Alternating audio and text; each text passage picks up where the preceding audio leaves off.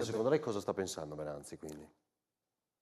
Sinceramente, secondo me Venanzi in questo momento non sa cosa pensare, nel senso, non che non sa cosa pensare, nel senso fa fatica a trovare una soluzione. Una soluzione che sia alternativa a Piazza Primo Maggio. In realtà il vice sindaco Venanzi il pensiero alla sistemazione degli spettacoli viaggianti lo pone da tempo, ma la soluzione designata del parcheggio dello Stadio Friuli ha in sé parecchie criticità sportive. Il luogo identificato negli anni è sempre stato il parcheggio dello Stadio Friuli, e questo altrettanto lo sappiamo, però con la concomitanza delle partite, a maggior ragione adesso con l'Apu in Serie A, sarà complicato, questo è complicato per la questura, far convivere le due cose. Un tema nuovo che dobbiamo evidentemente affrontare con i giostrai, però insomma è un tema che va affrontato con pragmatismo. Lei calcoli anche il discorso di Piazza Primo Maggio, quella volta l'area è stata attrezzata per lo spettacolo viaggiante, prima ancora di Italia 90, perché qui il primo Luna Park che è stato portato in Piazza Primo Maggio era il 1989.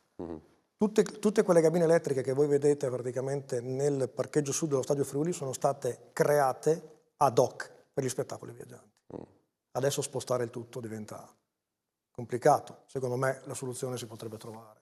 Cioè? Però diciamola perché mi sa che qui veramente... Parliamo di uno stadio, se noi creiamo nel parcheggio sud un'area recintata, dove nel momento della partita quest'area è completamente chiusa, quindi all'accesso dei tifosi, possiamo anche mettere un controllo con della sicurezza che noi comunque anche in primavera appunto abbiamo al nostro servizio, sarebbe semplicissimo, messo con criterio, per una partita convivere un mese, forse 40 giorni di lavoro. Con il nuovo assetto della mobilità in città, i baracconi in piazza Primo Maggio sono forieri di qualche disguido di troppo. Il sindaco preannuncia quello che i giostrai sperano non avvenga, ovvero la limitazione dell'utilizzo della piazza solo per Santa Caterina. Noi stiamo valutando però, per ridurre l'impatto sui parcheggi e sul traffico, stiamo pensando di, anziché prevedere 2 presenze delle giostre in piazza Primo Maggio, di prevederne una sola, che è quella sostanzialmente classica, la festa di Santa Caterina. Secondo lei